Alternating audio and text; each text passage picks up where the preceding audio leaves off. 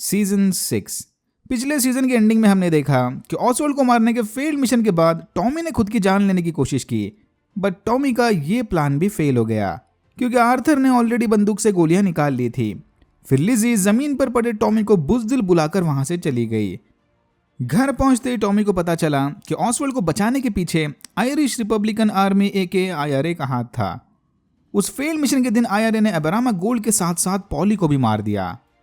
शायद हेलन मैकोरी के sudden death की वजह से राइटर्स को स्टोरी में ये चेंजेस करने पड़े।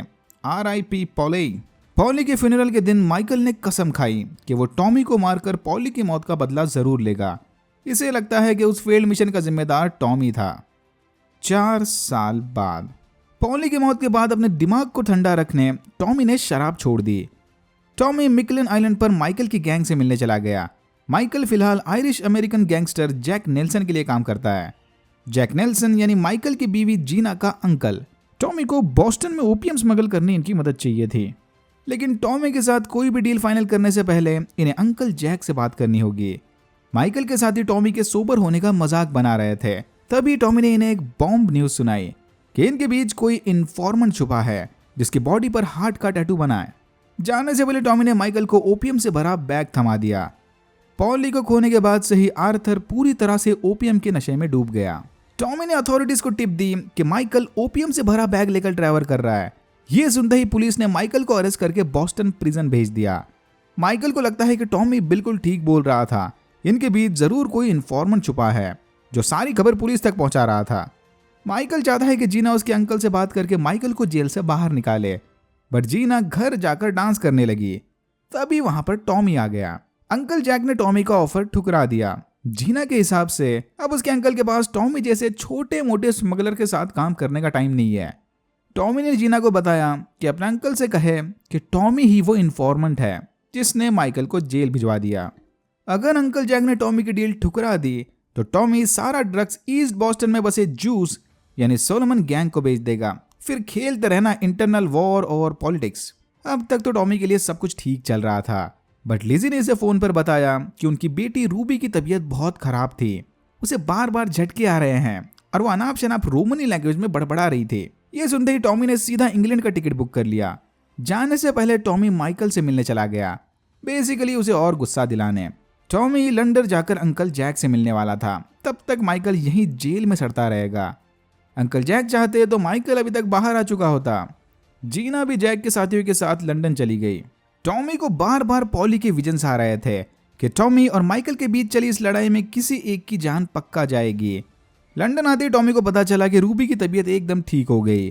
टॉमी ने लिजी से वादा किया कि बस इस एक काम के पूरा होते ही वो वापस अपने फैमिली पर फोकस करने लगेगा।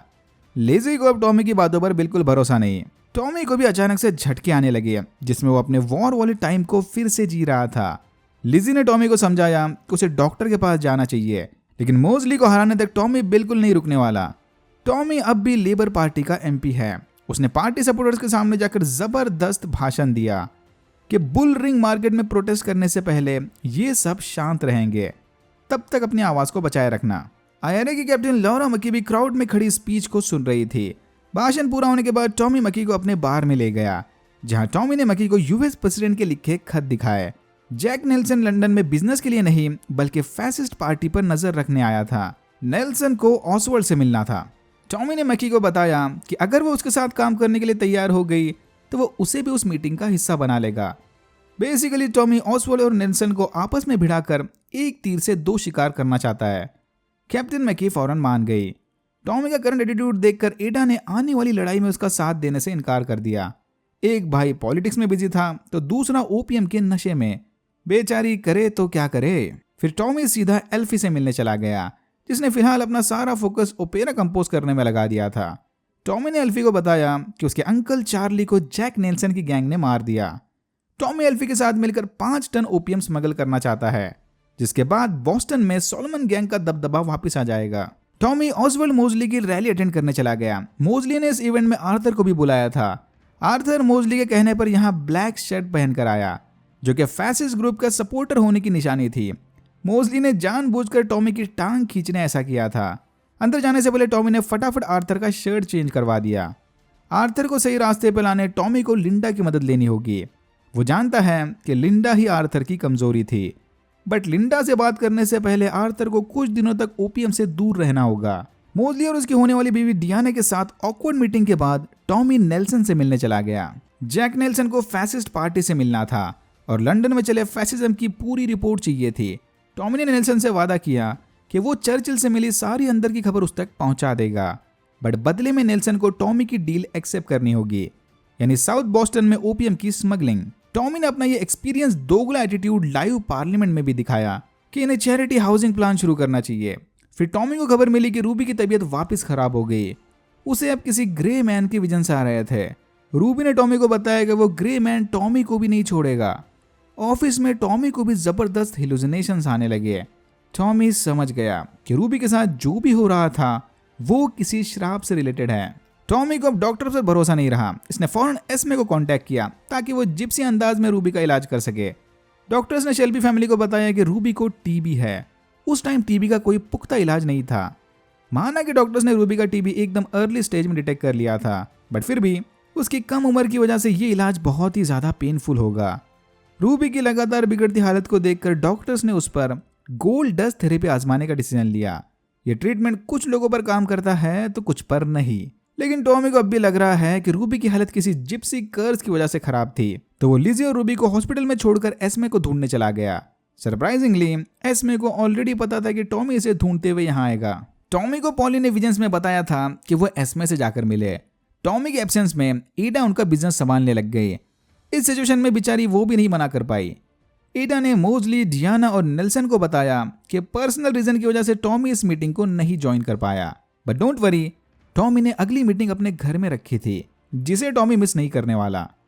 ईडा ने आर्थर को आइजिया के साथ लिवरपूल भेज दिया। इनके लिवरपूल वाले वेयरहाउस में हेडन स्टैग के कुछ यूनियन मेंबर्स ओपीएम की चोरी कर रहे थे। आर्थर पहले तो जाकर स्टैग को कूटने वाला था, बट फिर स्टैग ने आर्थर की एडिक्शन वाली बात निकालकर उसे इमोशनल कर दिया। स्टैग भी किसी जमाने में आर्थर की करंट कंडीशन से गुजर रहा था। उसने आर्थर को मोटिवेशन दिया कि डोंट वरी, सब ठीक हो जाएगा। ये सुनते ही आर्थर स्टैग को मारने के बजाय रोते हुए सबको लेकर वापस घर चला गया। एस्मे के साथ घूमते घूमते टॉमी को एक 7 साल की लड़की की कब्र मिली। वो ग्रेस वाला कर्स्ड सैफायर नेकलेस याद है? ग्रेस के मरने के बाद टॉमी ने वो सैफायर इस फैमिली को दिया था। तो अब टॉमी को लगता है कि उस सैफायर के कर्ज ने इस बच्ची की जान ले ली और बाद में उस बच्ची की मां ने टॉमी को कर्ज दिया, इसीलिए रूबी की हालत खराब थी। एस्मे को इस कर्ज का सोल्यूशन निकालने सोना चाहिए, बट इस सब का कोई फायदा नहीं था। हॉस्पिटल पहुंचते ही लिजी ने टॉमी को बुरी खबर सुनाई कि उनकी बेटी रूबी अब इस दुनिया में नहीं रही। लिजी इस बात से काफी गुस्सा थी कि आखिरी पल में उसके साथ होने की बजाय टॉमी जंगलों में कर्ज की तलाश कर रहा था, बट टॉमी कहां सुधरने वाला था। रूबी के फिनरल के बाद उसने कर्ज वाली फैमिली पर ओपन फायर कर दिया और बाद में जाकर एस्मे के हाथ में गोल्ड डस्ट थमा दी। टॉमी को लगता है कि उस लड़की की मां को मारकर इसने अपना बदला पूरा कर दिया। जाने से पहले एस्मे ने टॉमी को एक और बॉम्ब न्यूज सुनाई। बरसों पहले वॉर के टाइम टॉमी ने एक लड़की को प्रेग्नेंट कर दिया था। उसका बेटा ड्यूक फिलहाल एस्मे के कबीले में रह रहा है। एस्मे को लगता है कि ड्यूक का फैमिली में आना टॉमी के दर्द को थोड़ा कम कर देगा, पर इसके बदले भी एस्मे को सोना चाहिए। घर पहुंचते ही लिजी टॉमी पर बरस पड़ी। उसकी बातों से परेशान होकर टॉमी बेसमेंट में चला गया, जहां उसकी मुलाकात आर्थर से हुई। आर्थर भाई का पूरा मेंटल और फिजिकल ब्रेकडाउन शुरू हो गया था। फिर आर्थर का ध्यान भटकाने टॉमी उसके साथ बचपन की यादें शेयर करने लगा। यहाँ आर्थर को खुश करने टॉमी फाइनली उसके साथ पीने बैठ गया। यहाँ से निकलकर टॉमी ने वो फॉलो अप मीटिंग अटेंड की। टॉमी किसी तरह से अपने इमोशंस पर कंट्रोल करके मोज़ली, डियाना, जैक नेल्सन और कैप्टन मकी के साथ चली मीटिंग में बैठ गया। इधर सारे अपने अपने आइडियोलॉजीज की बड़ाइयां कर रहे थे। नेल्सन ने टॉमी की ओपीएम स्मगलिंग वाली डील एक्सेप्ट कर ली और अब ये दोनों आईआरए कैप्टन के साथ मिलकर काम करेंगे।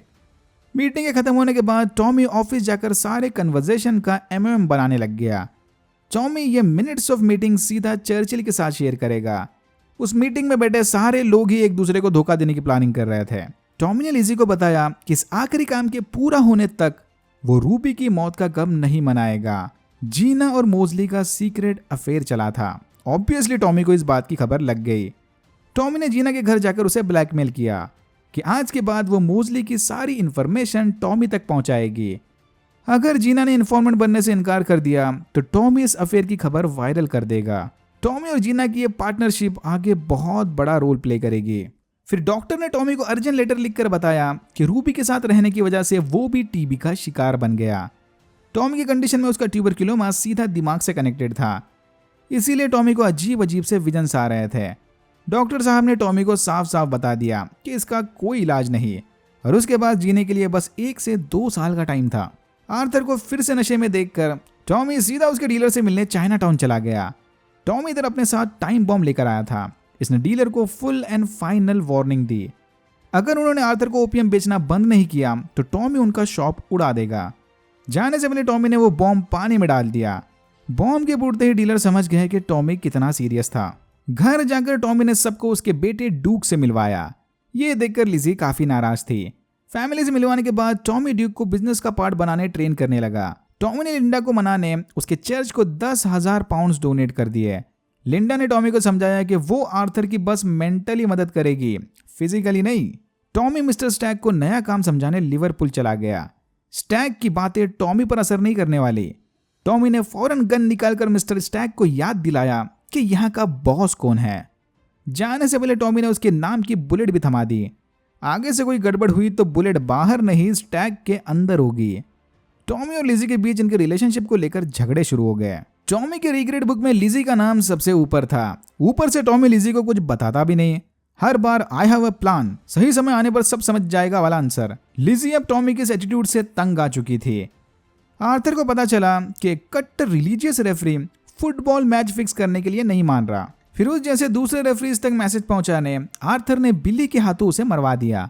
बिली पहले तो उस रेफरी को मारने के लिए बिल्कुल तैयार नहीं था, बट आर्थर के फोर्स करने के बाद उसने मार दिया। फिन और डूक ये देखकर हैरान रह गए। रेफरी को मारने के बाद बिली बाथरूम में बैठा रो रहा था कि तभी वहां जैक नेल्सन आ गया। नेल्सन चाहता है कि बिली उसका इन्फॉर्मेंट बनकर आर्थर की सारी खबर उस तक पहुंचाए। अगर बिली ने ऐसा नहीं किया तो अमेरिकन गैंगस्टर उसके अखरोट उसे मार देंगे। जैक नेल्सन ने ऑलरेडी टॉमी को निपटाने की प्लानिंग कर ली थी और अब बिली आर्थर को मारने में इनकी मदद करेगा। टॉमी ने ड्यूक को बताया कि वो अपना बिजनेस दोनों बच्चों में बराबर बांट देगा। एक बच्चा इलीगल बिजनेस संभालेगा और एक लीगल। अब कौन डार्क साइड को चूज करेगा और कौन लाइट साइड को, वो तो फ्यूचर ही बताएगा। चैरिटेबल हाउसिंग प्रोजेक्ट के लिए टॉमी को पैसों की जरूरत थी। डियाना इसकी फाइनेंशियल मदद करने के लिए तैयार हो गई, बट बदले में टॉमी को इसके साथ रात बितानी होगी। टॉमी भैया मान गए। वापस जाने से पहले मोजली और डियाना शेल्बी फैमिली से आखिरी बार मिलने चले गए। इस मीटिंग के दौरान डियाना ने सबके सामने लिजी को बताया कि वो टॉमी के साथ रात बिताकर आई है। ये सुनते ही लिजी गुस्से में वहां से चली गई। मोजली ने टॉमी को बताया कि वो लिजी को छोड़ दे। टॉमी के पोजीशन में उसे एक नई और बेटर पार्टनर की जरूरत है। जैक नेल्सन ने एक प्लीज भेजकर माइकल तक मैसेज पहुंचाया कि अगर वो टॉमी शेल्बी को मारने के लिए तैयार होता है तो जैक उसे जेल से निकाल देगा। माइकल फौरन मान गया। इसे भी पॉली के विजन्स आ रहे थे। टॉमी से धोखा खाने के बाद लिजी ने घर छोड़कर जाने का डिसीजन लिया।